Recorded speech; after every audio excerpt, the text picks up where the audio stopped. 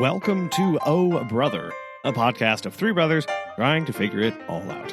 With your hosts, Brandon, Collin, and Aaron. On this week's show, Champs-Élysées. Je me baladais sur l'avenue, le cœur ouvert, l'inconnu. I haven't been able to get that song out of my head since last week. It's been awful. Help. Was it my John Tesh story? Did that really help you? Did that really just bring back memories of French class? Just like full fold. You were just thinking about your conjugation tables and all your exciting stuff, right? Yeah, and I remember having to recite that, and I was terrified, and we had to remember, oh man, it was not, oh my gosh. It's not good. Also, one of the few classes, I took French 2 my senior year, and I'm sorry, Mrs. Chiminel Roten, but you definitely, she knows. I really phoned in my final project for that year. What was your final project? Oh, first of all, listeners, ahoy! Okay, ahoy! What was your final project? I honestly can't tell you. I don't remember, but I do remember using Google Translate a lot. And 15 years ago, was it so good? Oh, I didn't even know it existed. I mean, when I was in high school, when I was in French 2, I don't think Google Translate existed. That does not seem right. I don't think so. I mean, the internet barely existed. Right? Yes. But no, I definitely used Google Translate way too much for my final project, in which I didn't even go back to pick it up after, because she said, oh, once you turn these in, they get graded, you can come back and pick it up. I was so ashamed. I didn't even go back and pick mine up. We had to do like a video. One of the options was like a video project. I don't even know how we did that. I don't remember. So exactly. I did that as well. But this was like, there was a lot of being at the grocery store, I think. Yeah. I'm sorry, the boulangerie. Yeah, I mean, that's only a meat store, right? No. The premise was you are a foreign exchange student in France getting ready for a Christmas dinner, and you have to go and buy the things and then shoot. Yes. I did, in fact. I did this with my friends Kevin and Kyle, and because I am the way I am, this was not straightforward. I don't know how you shot yours, but we had a scene where I was crossing the street and Kyle pretended to run into me with a car, and then I went flying off screen. And he was in like Spanish 4 or 5 or whatever, because they went way higher than French. But he out of the window, he screams in Spanish, "Get out of the way, you American nerd!" and then drives off. Nice. It was wonderful. Beautiful. Yes. I don't remember. I do remember we had to do a skit one time about like ordering in a restaurant, I think. Like in class, we had to like do a skit and stuff. So we had to have like a waiter / waitress and people. And I recall that me and my friend wanted to make it funny, and Shimina was like, no. She was legitimately just like, no, that's not how this is going to work. Like, okay, fine. So sorry. We just did it like normally, but yeah. No, I actually did reach out to her. This was 6 years ago. Oh, I think last week. No, it was about 6 years ago. I did send her an email. She was still working at school, and I sent her an email saying while I was in Montreal, and I actually had to go grocery shopping for the week. And so I sent her an email and I said, "Hey, guess what I got to do today? Thank you so much." I could find who are you? That's whatever. Goodbye. Yeah, please. Why didn't this go to my spam folder? Anyway, it's fine. So imagine how mortified she would be if she realizes she's the subject of like 18 conversations on this show. Mm-hmm. So I don't. I have to start tagging that. That'd be fun. That's true. Wait, like, thank you. Oh. So yeah, I've been having that tune stuck in my head relentlessly, and then it's very funny because I have I don't sing this song very often, but in my head I know all the words, and then I went to go actually like read them, and I was like, oh, that doesn't jive with what's in my head at all. Like, oh, I can pretty reliably sing the first. Well, I maybe not now. I'm a bit out of practice, but I can very reliably sing the first two verses. yes. And there's a third one that I know a lot less well. Oh, I don't yes, remember really the third one at all. Like this happens in many songs, not just songs that are in other languages. But I'm like, oh yeah, the first one's pretty good. Second one's a little shaky. The third one's I'm like, meh, what? I don't. Third one, what's happening? I'm like, it's not real. It goes downhill pretty quickly, right? But like, it's fine. It's For those of you wondering, this was originally written in like the late 60s. I believe so, yes. About how wonderful the Champs-Élysées is over in Paris. Yes, as many songs of that ilk are. Just like, oh, look, it's basically like, this is a great street for love and holding hands and yeah. The opening line is playing guitar. Exactly the opening line, as I just so eloquently and beautifully retold, is something like walking down the avenue with my heart open. Yes, right, with to the heart. unknown. Yeah. What's out there? Like, oh, geez, okay. Scroll. Je veux dire bonjour. Je n'importe qui. Yeah. N'importe qui. On s'est foutoir. Je te dis. Oh, yeah, n'importe quoi. Yes, yes. Yo surfé du palais. Anyway. Yes. That's thank you for our, let's see here. How many listeners do we have in France? Let me just more now. More now. Yes. I'll really game the system here with some hashtags and some Champs-Élysées references. Love that. Right. Listen to us badly recite famous French songs. You're welcome. Yeah, we're really throwing off the algorithm now. It's just what we do, it's fine. Actually, oh man, France is number 4 our downloads. Oh. Gotta practice my French more. Sorry. Yeah, followed by Belgium and Germany. This is very fitting for many of our topics, actually. It's true. Hello, people in Hello, Nepal. Central Europe. Yeah, hi. Bangladesh and Nepal too. Hello, everyone. Hey. Nepal's the one that really screws with my brain. Right. That seems like, for some reason, that's the one that's like the most out there for me. Like, what? Nepal? Like, I don't know. For some reason, like Singapore is much like it makes sense. Doesn't make sense because I don't know why anybody in Singapore will listen to us. But hello, Singapore. We love you. Yeah. But like Nepal is really, it's just a big curveball that I'm like, what? It's very confusing to me. It's very confusing to me that our two demographic regions that are the strongest are South Asia and Central Europe. Yes. You know what? Whatever works. That's what they want. Whatever. We appreciate you all. As always. Here we go. Yes. As always. Thank you. So, with that out of the way, no. Enough of that. The painting continues. We have we've made our way downstairs. Haven't finished the stairs yet, but we've made our way through the stairs. We've completed the living room, what we call the playroom, and now we have branched over into the one that has been scaring me. We've saved the two hardest rooms for last: the dining room, and the kitchen. And listeners may be wanting to know, why is the dining room so hard? Why? Well, I will tell you.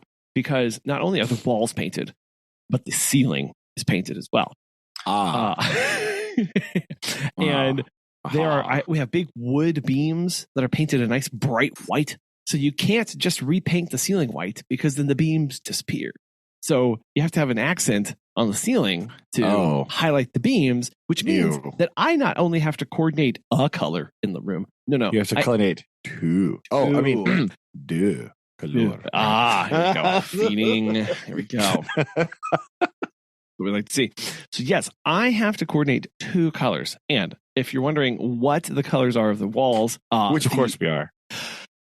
The walls, the walls. Oh no, wait, I forgot. Scandinavian minimalism. Not yet. Are they gray? Not yet. Okay. So currently they are maroon. Oh, like it's a straight maroon. I am. And then because ceiling, we are LR, obviously, or Aggies. Yes. And the ceiling is like it's like a red wine kind of color. It's like several shades lighter than the maroon. It's a little more pink, right? It's like so anyway, ew. It's a very interesting combination. And we're way to say it, I guess. So because I am painting over maroon, I thought that I was having to lay the paint on thick in my other rooms. No. I am painting. We chose a. Okay, so here's where we get to the colors where we're actually black. Painting. Is that what you meant? Yeah, black. Well, that's after I started painting the color that I was like, oh, they'll do this one. Because remember, we're taking everything in our house and making it just a little bit lighter or a little bit grayer, softer, a little bit grayer, a little bit, cloudy Scandinavian sky, neutral. Yeah. Neutralier. Yeah.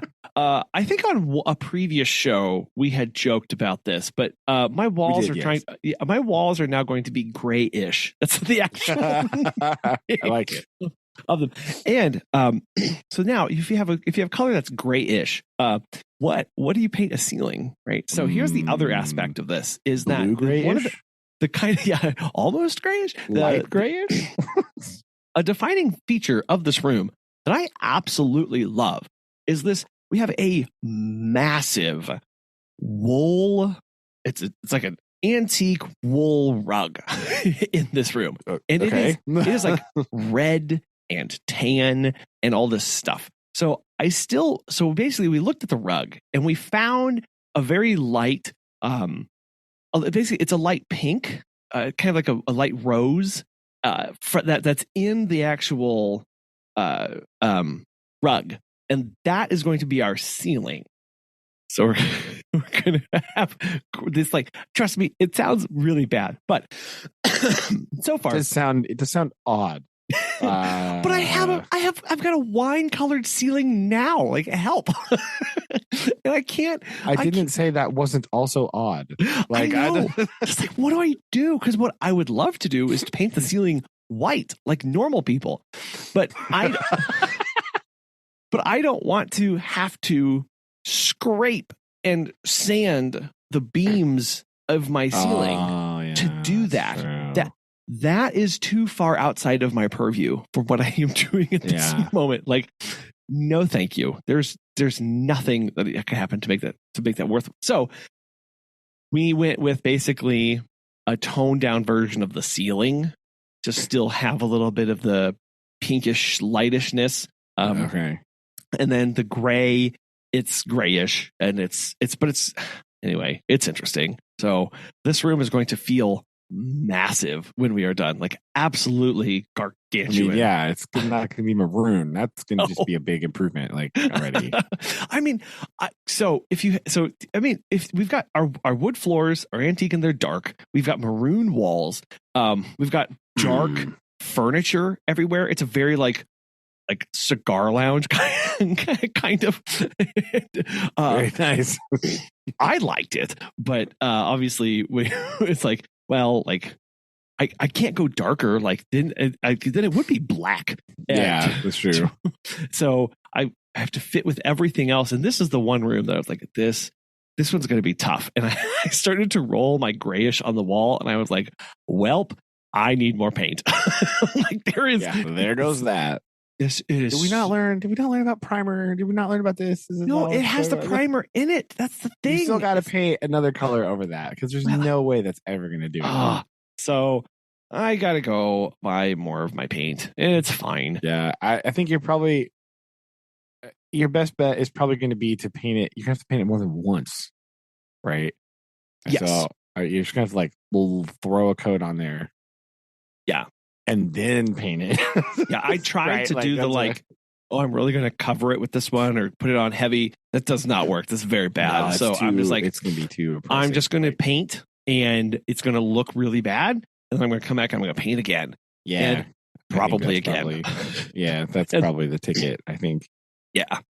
And the other thing that we've been tackling, so we've saved the kitchen for last because I realized that there's lots of stuff in there. You got to go around to the cabinets and what we want to do is we actually want like a new stove and microwave, which are next to the wall. So I actually need to somehow coordinate my painting with the delivery of appliance these days. So I don't know when that's going to happen, but like that's coming. I've also taken to caulking everything all the time because it turns out what a fun pastime. Yeah, because so when I went, this is how fun it is. I went and I bought a 12-pack of the interior caulk. Oh my! You're serious right now? Very, very serious about this. Well, because I realized that like, and I should have done this years ago, but like all of my windows in some rooms, I can stick my finger in between like the wall and the edge of the window, the border, whatever. Just like my classroom windows. Yeah. There. So I was like, this void needs not exist. So I am filling it. But because there's a lot of windows and these are big gaps, I'm going through a lot of the caulk. So sounds like you need like spray foam is what you actually. I probably should get spray foam. Now I will say that I don't feel any air going, which it's been very windy where we are, and so I don't feel anything. Probably should just do spray foam and then caulk around that to seal it. But like still, that's going to let in like cold air. Yes. Right? That gap. It just so it just will. You're not even if you're not going to feel like moving air, like the cold will like sink through there. So no gaps, no barriers as our new thing, and plus like it's an old home, so like I can fill parts along the baseboard, just little bits here and there. Excuse me. So now I'm having to like again order of operations things of like, when do I do this and how? Like I've got to go through. Basically, I have to make like 5 passes through a room to get it done. Oh my goodness! Well, because it's like first Megan has to tape the baseboard and the ceiling because I'm very awful at my painting. And then like I have to paint the baseboard and then I can paint all the walls and then I have to get on a ladder and I have to paint the ceiling like that. And then like, but also before I can do that, after Megan tapes, I go in. That's when I caulk. And then I have to do all the lower portions, and I go up and I do all the upper portions around the windows, and then I do the painting, and then we remove the tape, and then I have to go back and fill the spots that I missed because of the tape. So it's like it's just like, oh my gosh, it's fine. Everything's looking beautiful, and I'm happy about it. But also, it's like, dear graciousness, this is. It does sound quite distressing, right? I'm not gonna lie. I'll be fine. Were you? I mean, no. It's one of those things of like, I am very thankful that our house has like very tall ceilings, like very tall for obvious reasons. I am happy. Me, Collin, happy ceilings tall. On the other hand, for these kind of projects, it's like suddenly, if they were like a foot shorter, I would be fine. Like that'd be great. Even more finer, like just right. So the Odyssey continues, and as we barrel forward through the weeks, through the months, and we're actually getting ready to head out on a grand adventure. Actually, this episode will be coming out as Megan and I are getting ready to go off on an adventure to drive to New Orleans. Right. Yes. So that week, next week, we may actually need to jury some things around, but it's fine. Wait. Oh no, this episode. Oh my gosh, this episode is after we're back. So it was amazing. It was the best conference ever. Oh, look at that. Oh, wonderful. Anyway, but right now we are preparing for this and the drive and it's 12 hours to get there, basically. It's a hefty drive. Hefty drive. But it was like, I don't know what, I don't know how long of a drive it's going to have to be these days to make flying more convenient for me. Because just like, I'm like, with all the headache and possible cancellations and like luggage and getting there and sitting, and then I still have to rent a car or deal with Ubers or stuff when you get to your location. I'm like, and so we're driving to Louisiana to do this, and it's going to be fine. It's a plan. Yeah. I mean, yeah, because the airline industry is like so ridiculous. They don't know heads or tails about any. They apparently don't know how to do their job properly, right? Imagine having a monopoly on a form of travel and still screwing it up somehow. Amazing. Almost as if they just could do what they want. Yeah, it's weird. It's weird what happens when you like deregulate everything. It all goes down. Really well is what you meant to say. Yeah. So that works perfectly. Edit that together until it doesn't. And then it just like fails catastrophically. It's sort of how it works, right? It's like it's fine. It's not fine anymore. Yeah. Yeah, I struggle with this, right? Because I like, as previously noted on every episode, really, I hate driving like so much. And not that there's a lot of places that like the drive to New Orleans is so uninteresting, right? Like there's not even like stuff, right? Like this is a thing. Like, okay, so here you go. The Midwest figured this out, right? They know that you're driving through lots of field. So they put stuff around, right? Like back in the day, it was like, come see the world's largest groundhog statue, right? It can be lame stuff like that. But there's like stuff around, like scattered here and there. There's stuff. There's little things, whatever, little stores and things like that, right? Are they lame? Yeah, but like it's something to do, right? Mississippi hasn't figured this out, right? No. So you drive down, what is that, 55 or whatever? Like the entire length of Mississippi. And all of it. Nothing. No. It's just like, and it's like a road. It's like perfectly straight, it seems like. It's probably not actually perfectly straight, obviously, but like as you're driving on it. As far as roads go, it's perfectly straight. It feels like it's just a direct north-south line. And it's just a dead straight road for hours with nothing on it. Okay. Not even Kansas will do this to you. No. Kansas will be like the Sunflower Museum or like just random stuff. Like this is why Kansas has a cosmosphere, right? Because they're like, look, we need something here because there's only fields. So like, what if we put a museum about space in the middle of this field? Yeah. Is it weird? Yes. Yes. Like, would you expect that to be there? No. Is it awesome? Yeah. Yes. So it kind of is, right? It's so out of the way. I don't like, you can't like, nobody's just really hard to be like, I want to go there because there's nothing else there. But like, you know, but like Mississippi doesn't, I don't recall Mississippi having this. So they don't believe in it. Yeah. It's just like, nope, just some more rice fields. Don't worry about it. And the fact that they plant all those trees like super close to the road, like hide the rice fields behind. Yes, all the pines. It's just like a corridor of pine trees for like hundreds of miles. It's just, I don't understand it. I really don't. It's so I'm bad. not. And there's literally no other way to go. Like, I mean, no, there isn't. I mean, you can. So the way we're planning is basically going over to St. Louis, down to Memphis, and then straight down the awful road. Like, the other option is you go through Arkansas. Yeah, but which that part of Arkansas is like that's too interesting, right? yeah, You're yeah, like, no, oh no. it's like real, like wolf, like you're getting in down there and like lots of stuff to go through, Little Rock and everything. I was like, no, like I'm not. Well, yeah, South. I don't know if people know this.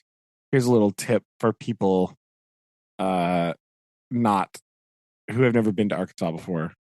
Um, also, Arkansas is not the Midwest. We are clearly in the South now, right?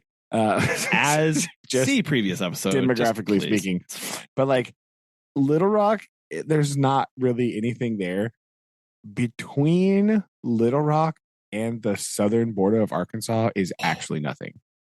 It's right. Like it's actually, it's like empty. That's where it starts getting like real swampy, right? yes, yes, where it's real floodplainy and real. That's like yeah, there's that's not a lot down there. no. You look at a map of Arkansas, it like becomes very empty very quickly. Yeah, it's the effluvial plain of the Arkansas River. Yeah, it's like the floodplain of the sorry, yeah, alluvial it's plain. like where the Arkansas plain Arkansas River comes through there, and it's like the alluvial floodplains of that, and it's just like blah. Yeah. So it's like southern Arkansas, northern Louisiana it's interesting, right? Like it's very different. It's a whole lot of like, oh no, there's like no road here. right. So, I've got, last year we drove to San Antonio, right for this thing. Yes. Or New Braunfels is we were just outside of San Antonio. I mean, it's close enough, right? It's the same distance, right? So it's 12 hours to get to New Braunfels, and it's 12 hours to get to Louisiana. And boy, howdy, yeah. And I can tell you right now, I am way more dreading. And I did that drive with 2 children in the car, and I am way more not looking forward to this coming drive through Louisiana. So sorry. I mean, is it because there's no Buc-ee's in Mississippi and Louisiana, right? Is that why? I'm sure that's it. Now that you mention it, my eyes have been opened to my biases, and I'm sorry. And even not that, right? Even not just Buc-ee's, but like the Texas gas station, just in general, is kind of like a strange experience because they're all enormous, right? Yes, like yeah, they got space. They're just like, might as well put more of it here. But like, they're a different breed of gas station down there. It's very different, right? It's very different. The Missouri gas station is very like small and very like there's like 12 pumps. That's it. If that. Yeah, it's true. Even like Missouri truck stop gas station, right? They're still like, they're kind of big, right? And like, when we would go out west, we would stop at some of those because they had like the bigger bathrooms and stuff in there, Sure. And so it's like, oh, this is kind of big. No. You stop at one of those things in Texas, you're like, oh my gosh, this is just a Walmart, but it's a gas station. It just keeps going. And they're like the corners that you go around and you'll be like, is there an actual motel in here? Like it's maybe, a lot. Who knows? It pretty much is. Oh my gosh. So it's going to be your challenge is you have to find something interesting in Mississippi that is not the Capitol building in Jackson. Okay, there you go. Sorry. Got to take that one out because I knew that you would find that and you'd be like, oh, that building's cool. Even though it looks like every other state capital because state cap for international listeners, for our South Asian and Central European friends. Hello again. Hello. The state capitol buildings. Every U.S. state has its own capitol building, and they all look the same.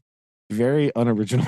I'm sure they're not all the same. I'm sure Texas is different because they like to be different from everybody else. But yeah, they all are the same. They look the same. They look just like the Capitol building in Washington, D.C. All of them. Every single one. They're not. It's really not. It's not interesting at all. It's really kind of boring if you think about it. Like where there's no style, there's nothing, right? Just a big white marble building with the dome on it. Cool. Mm-hmm. Yeah, I don't know what we're going to do. I mean, so we were going down to give a talk. So obviously we're going to have lots of time to like practice this.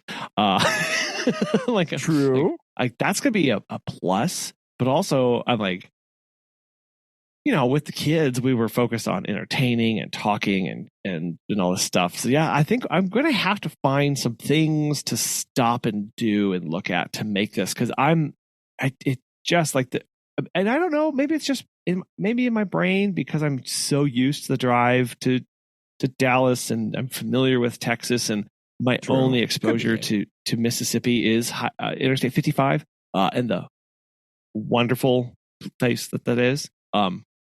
I guess I don't know. It's just I just remember there being absolutely nothing to do ever. Yeah, and I know people go, "Oh, Texas is really big and there's not a lot of stuff to do." Like, yeah, but like they have that Midwestern feel of like there's stuff to do. Like there is to keep your attention. And they didn't plant trees 5 feet from the roads. You can like see things. Oh my you can like look at stuff. Yeah, you can actually see vistas and see planes and see things. But they're not like, no, what if we put you in a tunnel? Could you just try to drive for like 9 hours in a tunnel? Would that be fun? Exciting. Don't look at our rice fields. So our first overnight, we're going to try and make it to Jackson, Mississippi, which is what? It's quite far. But yeah. But again, listen to this. I don't know why my brain thinks this. Jackson, Mississippi is the same distance from here to Arlington, Texas. Is it really? Yes, Arlington, Texas is 9.5 hours away from me. It's 9 hours away from me. Jackson is 9 hours away from me. They're same. They're same. This fact kind of hurts my brain. Yeah, they're connected. As a matter of fact, you can drive between them on Interstate 70, and it's a straight line. It's a straight line between them. Is it also 9 hours? Is it an isosceles triangle or an equilateral triangle? I mean, oh no, no. I think they're big. Okay, further. Closer. So it's isosceles triangle. Yeah, isosceles triangle for sure. If this is a fact for also that plants Missouri firmly in the Midwest, right? I feel like this is important information just demographically back to our new stated goal of defining the Midwest. I feel like put that in if Missouri is 9 hours from two extremely radically different places and parts of the country, I feel like that kind of cements you firmly in the Midwest right there. I think that's what it is. Yeah, well, I think also we need to remember the fact that like we can drive 9 hours north and still be in the United States. That's true. Like, you can be in Iowa. You can probably get to Des Moines. Yeah, you're in Des Moines. That's true. Well, yeah, are you just in Des Moines or can you make it to?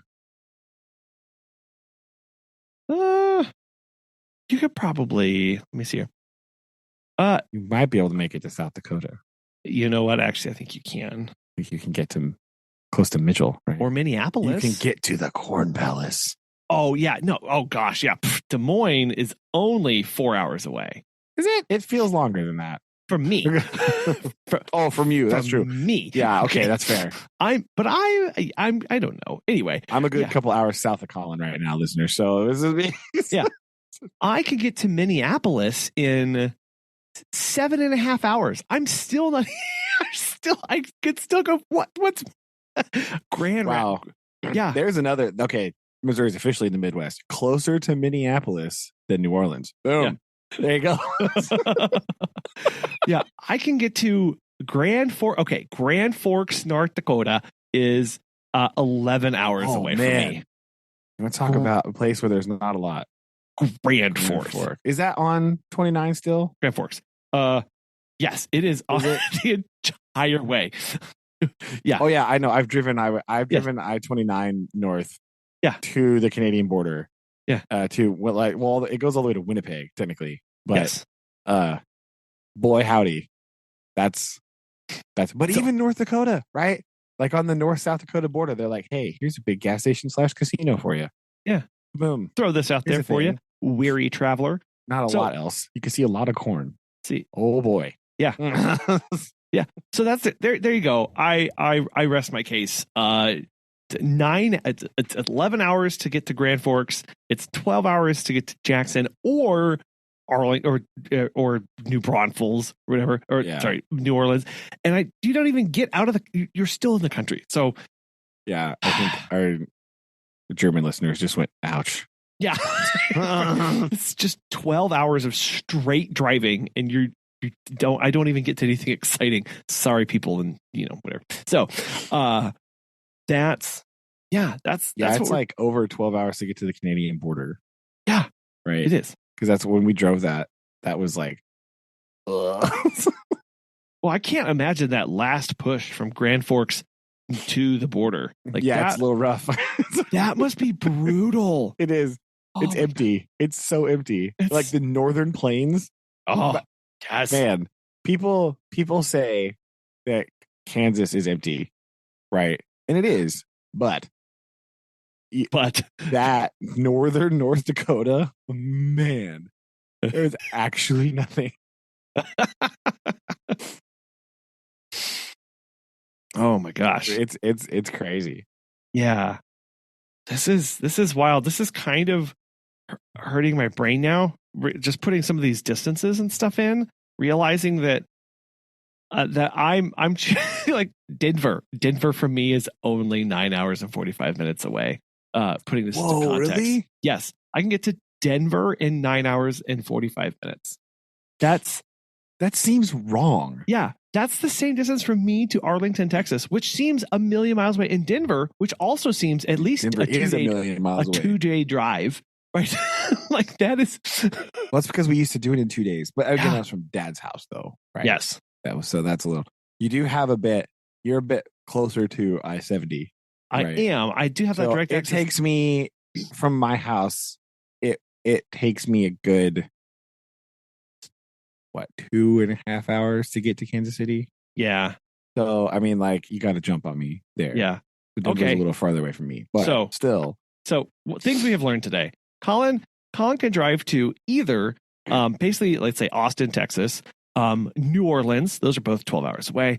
A little bit past Denver. Might as well throw it into Salt Lake City, probably. I can go to Salt Lake City's way past Denver. What are you talking about? At this rate, who cares? I can basically go to the border with Canada, or I could drive to Pittsburgh, Pennsylvania. Those are all the same distance away from me. 12 hours. That's a 12-hour radius. Wow. For me. Pittsburgh. Okay. That's 12 hours for me. That's insane. Pittsburgh seems very far away. Pittsburgh. Yeah, that's a whole other world away. Like that doesn't even register on my brain of like, and I just randomly picked that out there. I was like, oh, there's no way, right? There's no way I could possibly. Kidding. Yeah. And that would be that'd be a pretty exciting drive. You could go to Indianapolis, Columbus, like. True. Yeah. The false Midwest over there. People do. Yeah. We could see. That would be the like, is it really like the exploration? Like, where does the Midwest stop in this direction? Oh, like stopping and taking a sample of what dialects every whatever? I don't know. Stopping at a diner and being like, what's your breakfast special? Right? I feel like that's a good metric, right? I feel like it's good. Yeah, that would actually be pretty. I feel like it'd be really accurate. And just do some plus or minuses. Yeah. Pretty. I like this. I think that would be good. I think we could set up like a mobile studio in your car and just like drive. Podcast while driving. I'm actually thinking about trying to do that at some point along this journey. There we go. Of just recording straight to the computer, like just have it set up in the back seat, right? And have I've got boom arms. I can just have those hanging over our shoulders. I can feel Megan's eyes rolling from right here. Right, I can. Yeah. And as I'm loading things up, she's going, what are you doing? I'm like, it's like, excuse you. What's happening? Look, put your gum over there. We're getting ready. Make sure you've got water. Okay, I have an XLR cable I've got to run through the center console. Okay, just a minute. Give me a minute.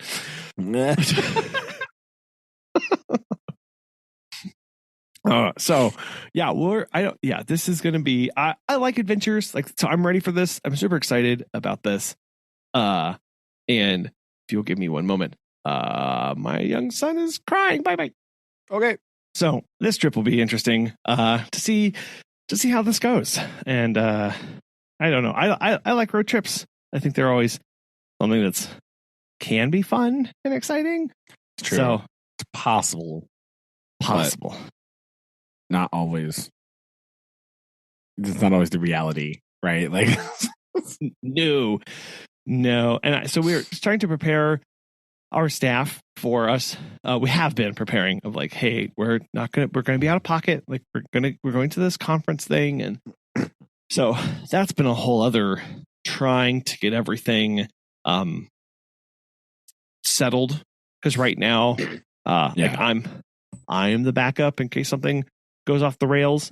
So looking at people's schedules and trying to get all that nailed down while simultaneously doing home projects and all that fun stuff. It's been it's been adventure. So I think I'm ready for it. But those sound very adventurous. So you have to fill us in. I will. How it went. Full report of how wonderful I-55 is. Did you survive the tree corridor? That's really what. No, but don't forget your mission. Find something interesting. It's not Jackson State Capitol building. but I can't drive 55. Sorry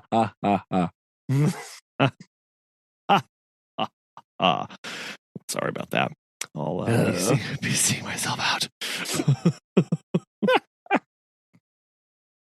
Good grief. So what's new with you? Oh, not a lot really.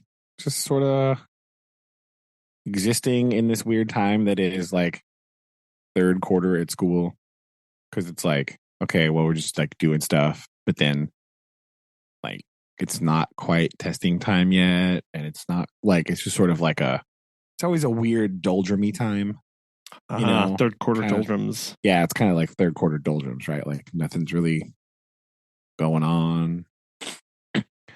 Just kind of like normal stuff.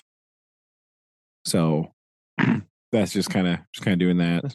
Did that it's concept... kind of like not quite getting ready for next year, but like that's coming soon. So it's kind of like, I don't know. Well, did that concept of, just real quick, of when you learned about doldrums, did that just freak you out, or was that just me? No, definitely. Oh, okay. Yeah. And when I tell my kids about it, because we talk about atmospheric weather patterns, and we talk about it, and they're like, wait, what? Yeah. Like, what? It freaks them out too. Yeah. Being like, especially whenever when you put yourself on they're sailing. Oh, what do they need? Wind. What do these places not have? Wind. Guess where you don't want to be? On a boat that needs wind. Places with no wind. Yeah, the equator. Apparently. The equator.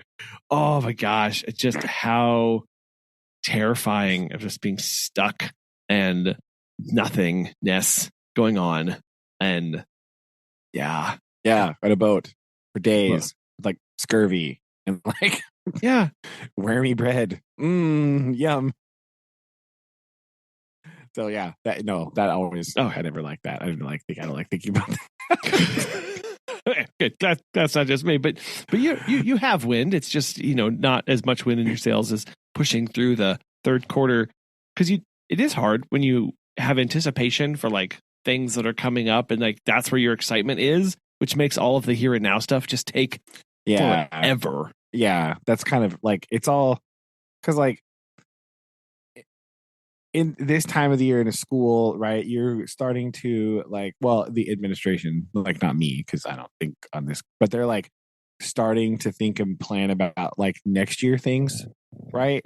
So like you're starting to think about that, but you also have to finish like the end of this year, right? And so you have to like, the testing season is soon, so you have to do your like big like state testing and all that stuff so that they can deem you worthy of receiving state funds or whatever.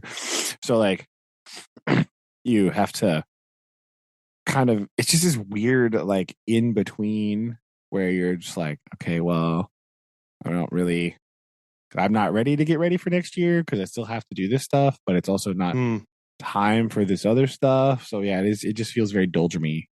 Kind of just like you're just kind of going, just doing normal things. And so How do you keep the kids from feeling that with you? I think it's just like you just keep doing stuff, right? You got to keep this unit, like, I don't know. I don't, it's not intentional, right? But like this time of year, I have more like presentations and projects and just sort of like stuff to be doing, right? Uh, I don't think I planned it that way because it's third quarter and I was feeling antsy. That could be why I did that in my curriculum design, right? That could have been an unconscious factor that I wasn't thinking about.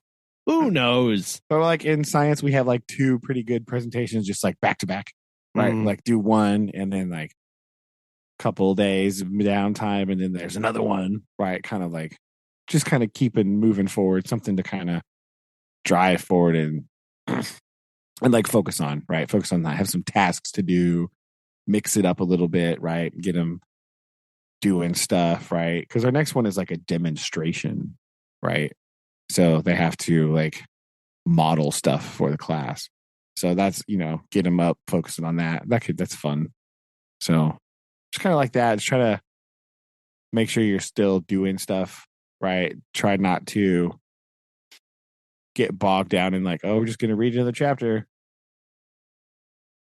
Because that's, got to mix it up. Got to throw in some stuff in there to mix up how it's going.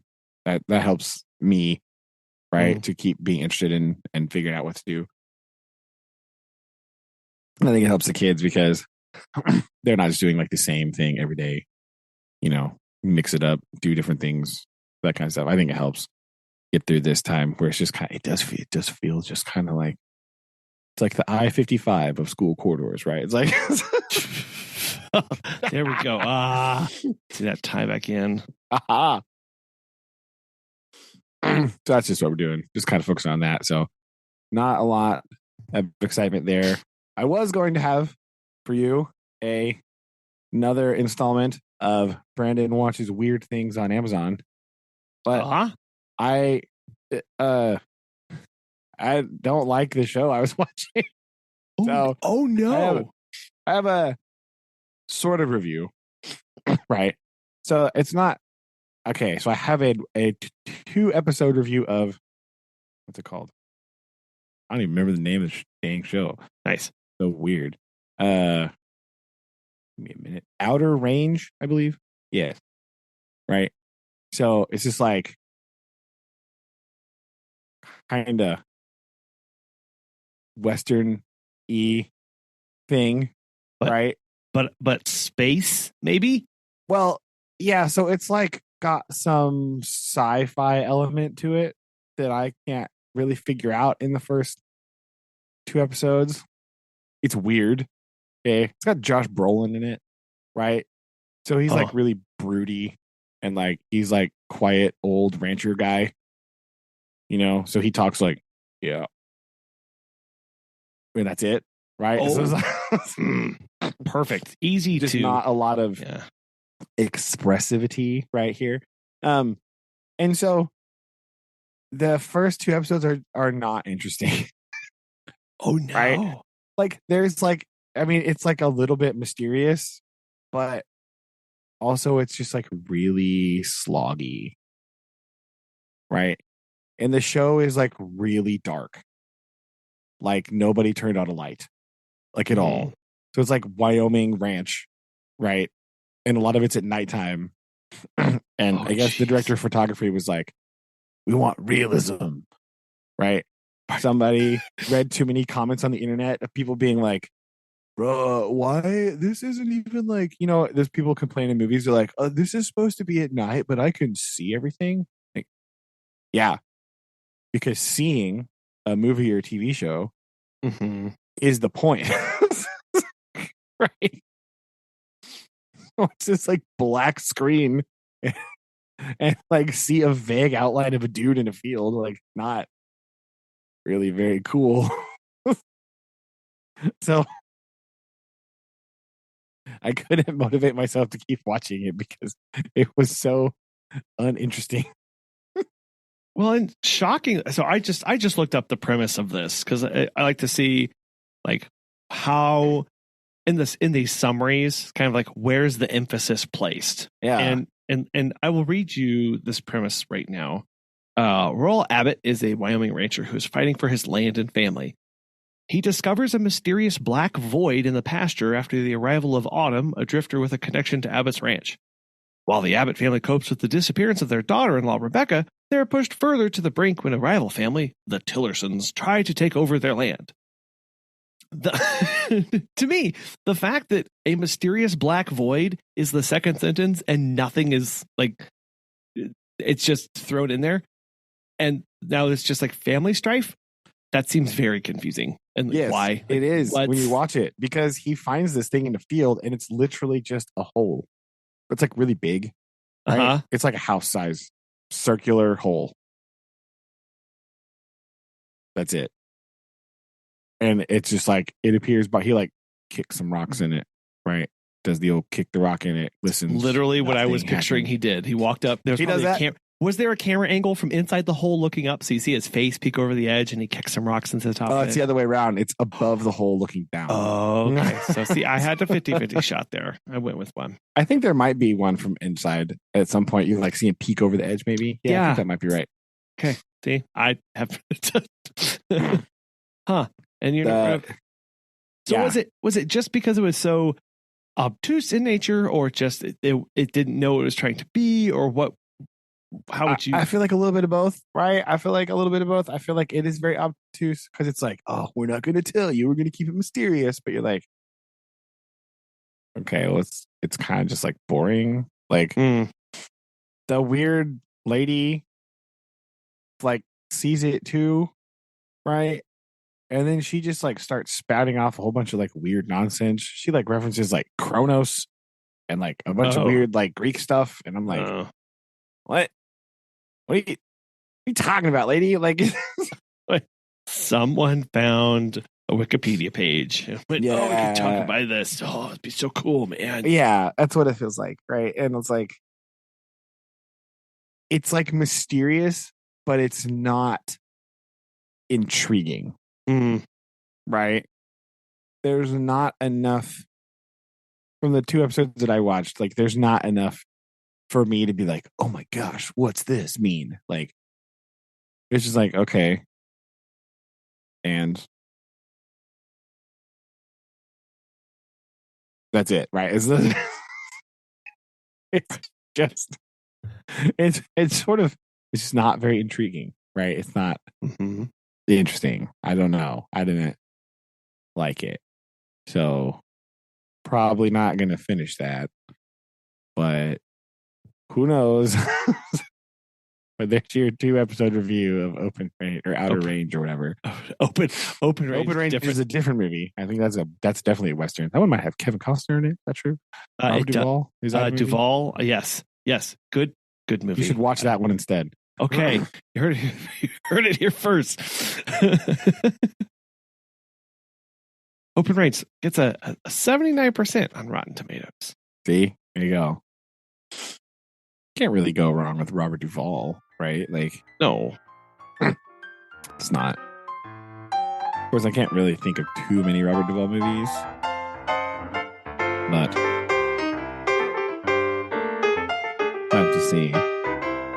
It's very sad when I type in Robert, the first one is in Google, it's Duvall, and then Pattinson is right below that. I go, it's not Goulet. It's not the same. Yeah, I don't know very many of these movies. You can. I'll bet you. I'll give you one guess. What do you think? What a lot of his genre. What do a lot of genre? Are they Westerns? Yes, a lot of Westerns. Turns out, and Apocalypse Now. I think. Yes. Right. Like yeah. Yeah, he was in that one. interesting. Yeah. This is weird. It's very few of these in here. Days of Thunder. Okay, so that was a good one. Oh yeah, he is in Days of Thunder, isn't Was he? It wasn't Days of Thunder, but now we're getting. Forgot about that. Apparently, he was also into Kill a Mockingbird. He is. Apparently, he is. That's right. I think that might be his earliest film credit. I think so. Huh? Isn't he Boo? Boo. I think so. Let me see. This is more Googling on the internet. He's 5'9", in case you were wondering. I did not know that. He seems taller in the movies. I have to go to a separate article for his filmography. Oh, jeez. That's yes, very rude. he was Boo Radley. I go. Yes, that is his first film credit, 1962's To Kill a Mockingbird. There you go. He's in a lot of random westerns. You're right. Huh.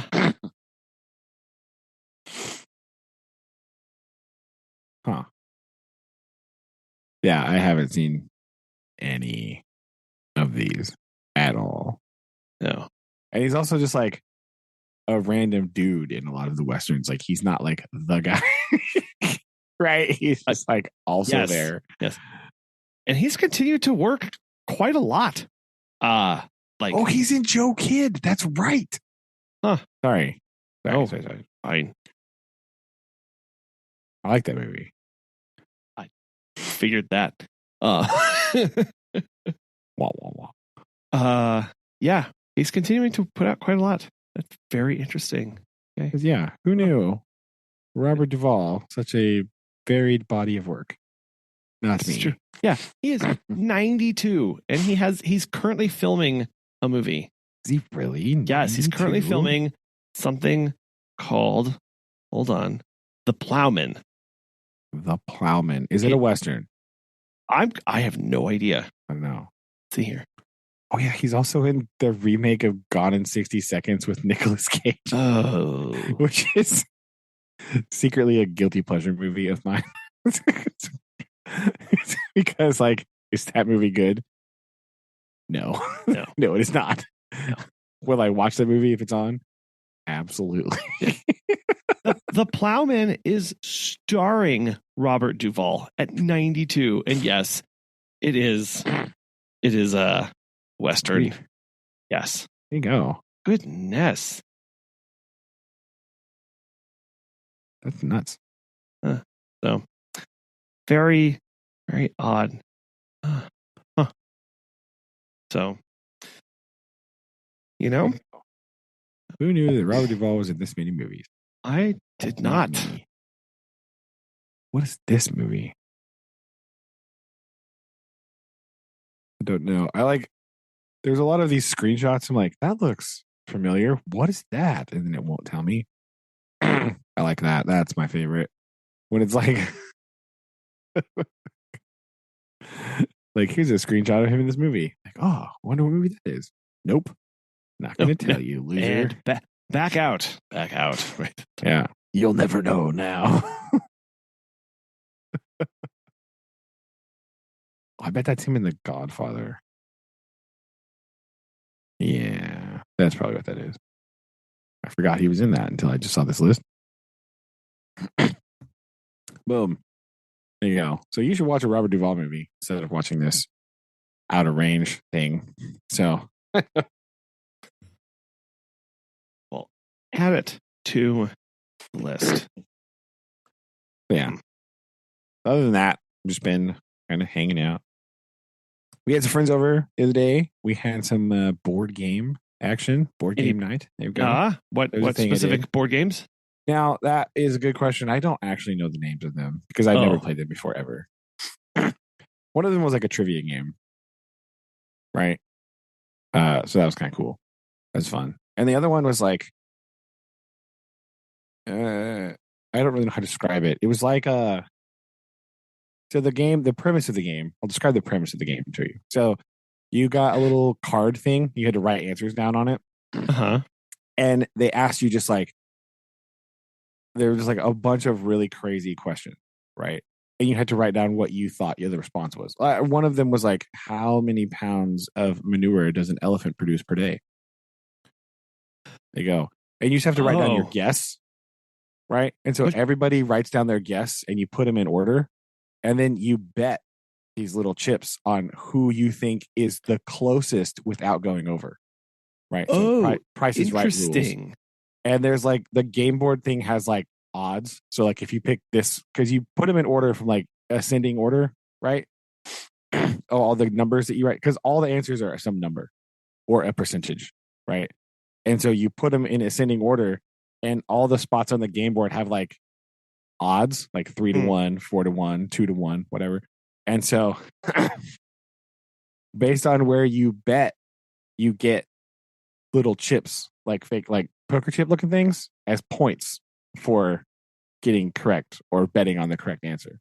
So it was actually really fun. That's a very interesting premise. So do you know whose number you're betting on, or is it just I mean, yeah, because the cards are color coded, but it's oh, like it's more of like, oh, that answer looks better than what I wrote down. Right? I see. Or and so you see like, oh, I think that one might be closer. So I bet there. Like, and you do that. So it was fun. Some of the answers were like real wild. Like, what? Like so we did that. That's fun. We made some dinner. I mean, Susan made some dinner. Oh, no pasta this time. No, well, she made pasta, but it was like she made the sauce from scratch. So no noodles this time. Oh. I did attempt to make some bread. I dusted off the old bread making apron. I have not made any bread in like years. Right? Oh. I was like, oh, I'm gonna try that. So this was on Friday. It did not go well. Right. We had some bread failure. Right. That's what we had. Oh no. So I have this just propensity of using too much flour and things. Right. I don't know why. But that's what I did. It was like way too dense. Just way too much flour in it. Like it didn't rise a whole lot really because it was so flourful. Right. It was too dense and heavy and it like literally couldn't rise. Oh no. So it was like, I mean, it was fine, but like it wasn't like good. Right. So we didn't eat that for supper. We just kept that a secret. Like, I'm not going to tell anybody that we did that. Right. This bread? No. So did you have to run out and buy some? Did have to go buy some emergency backup bread from Walmart. Thankfully, it wasn't too far away, right? True, yeah. So we had to go buy some emergency backup bread. So Saturday, I went for the redemption round, and Saturday went much better. It's like, aha, there we go. This looks more bready. This has holes in it for where the gases actually rose. Oh gosh, yeah. Did you make hardtack the first time? That's what I'm thinking that you made. Close enough, right? It was very dense. It was very dense. It was a little too much. So Saturday's baking activities went much better.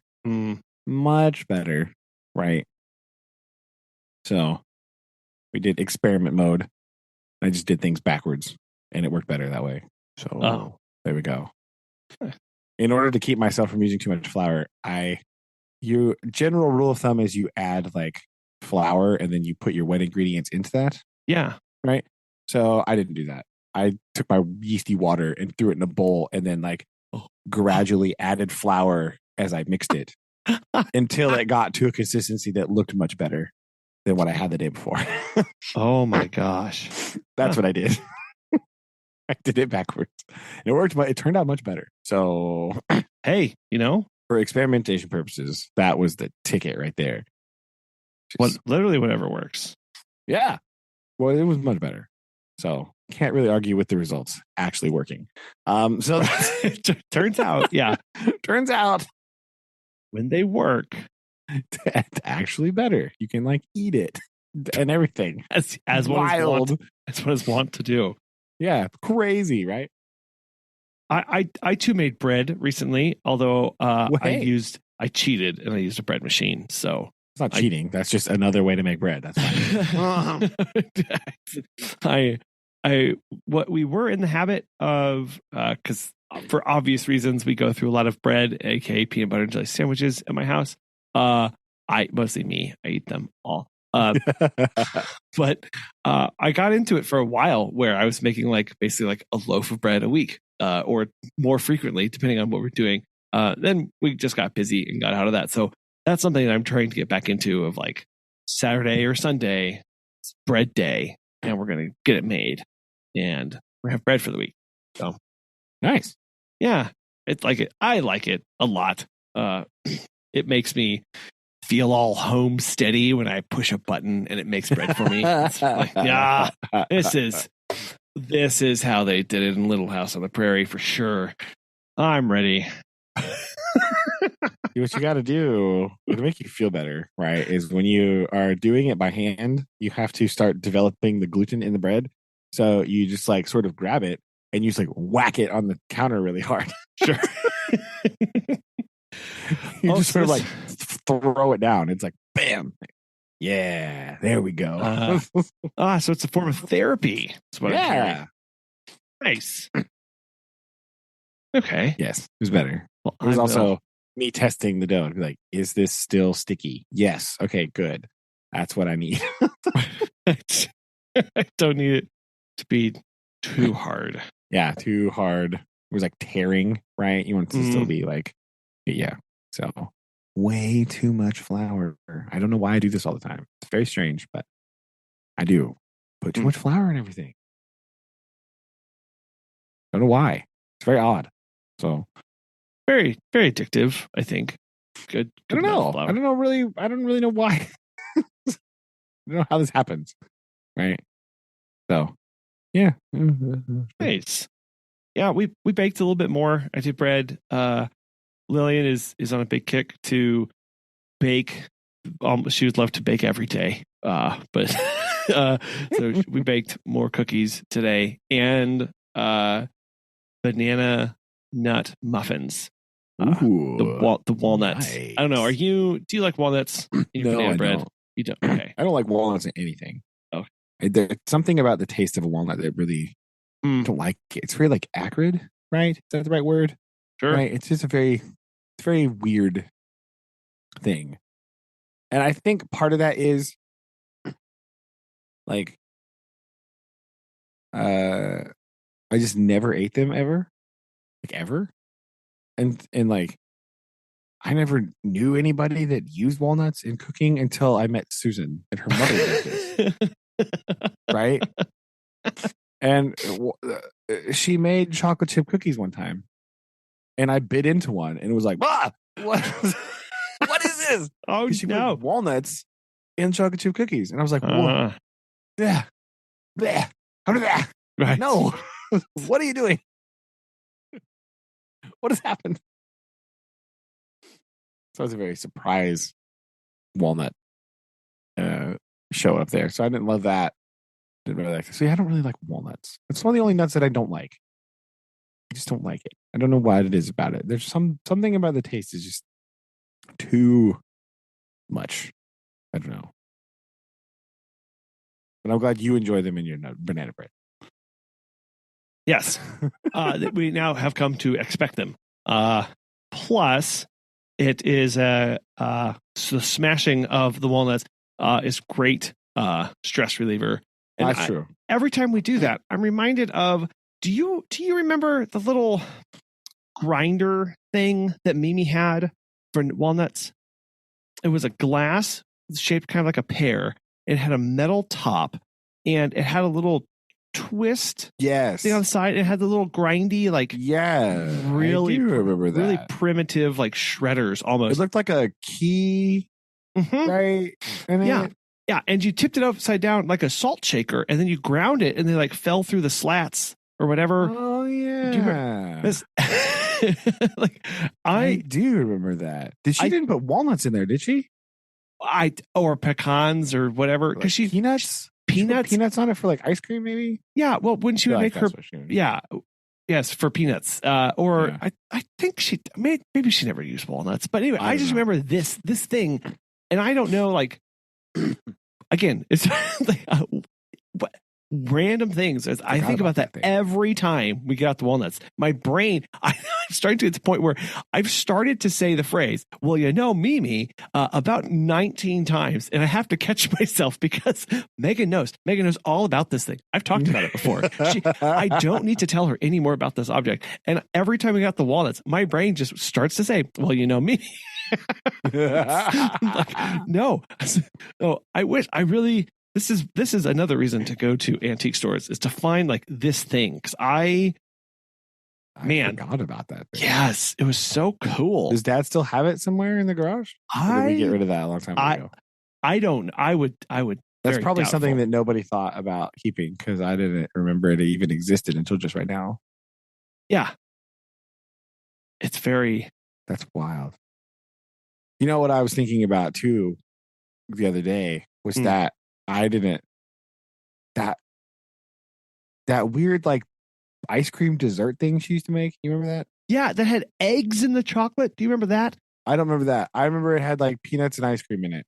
Yes. And I don't remember anything else about it. No. I remember it had peanuts and then like ice cream and then there was chocolate on the top. And it was some good stuff. Right. And I wanted it was great. Some dang good stuff. Graham crackers on the bottom, and you layered it.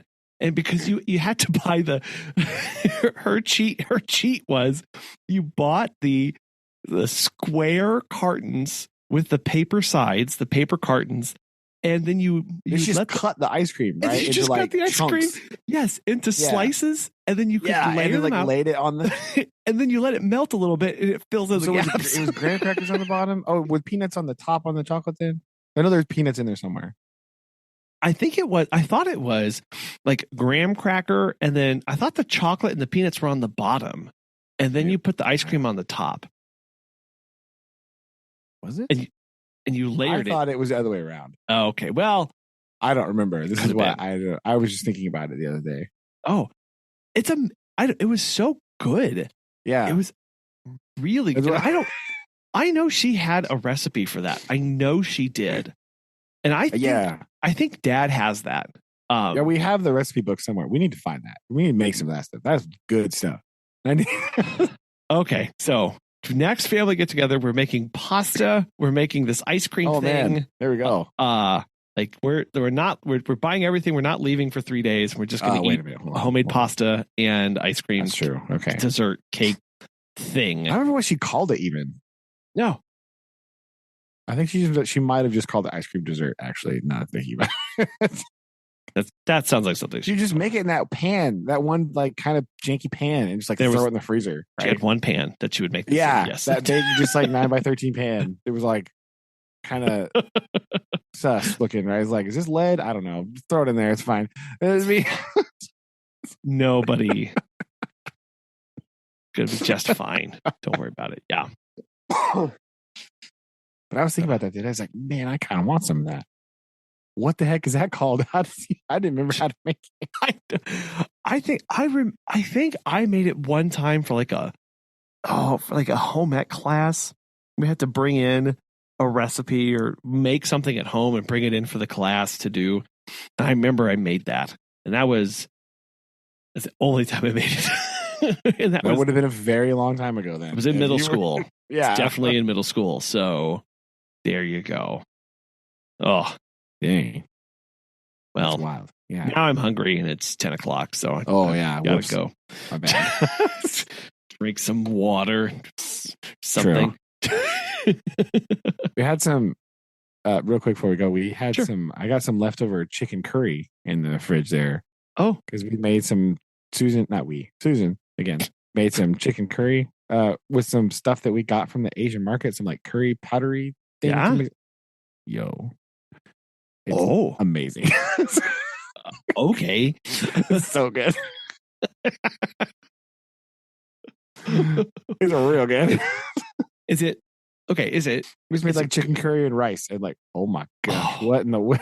Okay, This is amazing. We've been on a big rice kick recently, and I don't know why we don't have rice with more things in the world, because it's a perfect thing for everything. It's just, it's like, oh, we've got veggies and this thing, and we just rice and some rice. Yeah. It makes me really happy. And no wonder it's really popular. Turns out. But did you like it because of the spices, of just how it was prepared, or like what about it? I think it was the spices, right? It's very good spices in there. Because other than that, it's like real simple. It's just like some chicken and a couple like peas and vegetables, and like that was it. It was real nice. It wasn't like real. It's not like super sauce heavy, right? Like some of it is, right? It's very nice, very just really good. The spice is really good though in there. It's really delicious. So ate the heck out of that.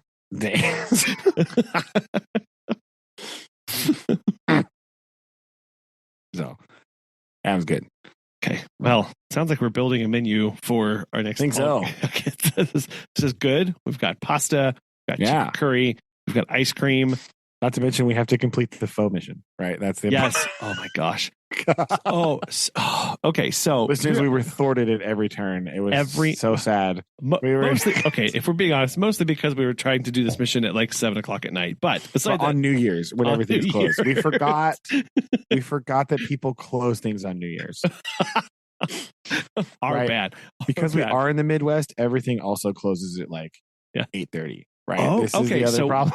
So that we get both ends. What's on your breakfast menu, and what time do you close? What time do you close? Because if it's at like 8:00, that's still the Midwest. Still the Midwest. Hard. Yeah, that's a good point. Those two should average out pretty good. I think so. No, I found a pho place, like 40 minutes from me in the other town. That is okay. It's so bizarre. My town is larger than this other one, but because this other one has a certain central, a university centrally located, because that's in this town,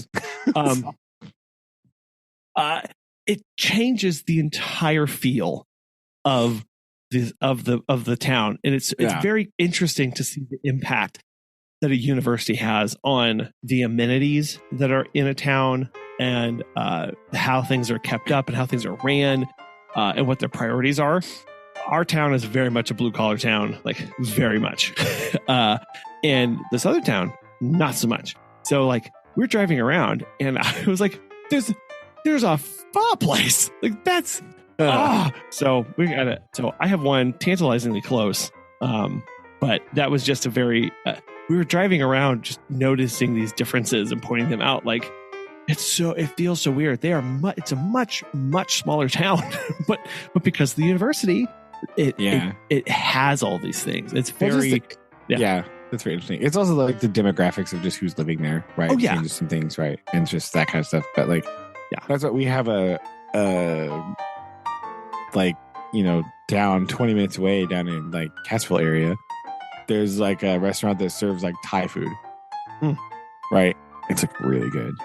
But it's like real low key, and like not a lot of people talk about it because everyone wants to eat it like the Chinese buffet. Everyone likes Chinese buffet for some reason. I know it's illegal. I don't like this, but and this is just like a little hole in the wall restaurant, and they have Chinese food and stuff, but the family is Thai, so they also have a Thai menu, and it's so good.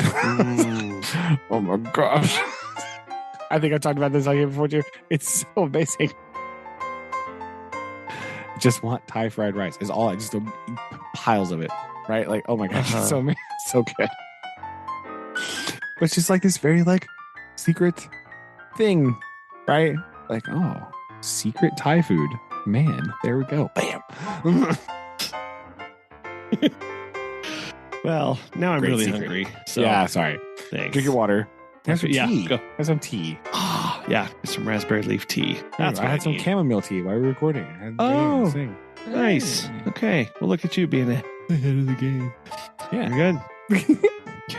Well, on that, I'm not going to say disappointment. We're going to say on that new thing. We'll wrap it. I'm hungry. Alrighty. Okay. Love you. Love you too. Bye. Bye.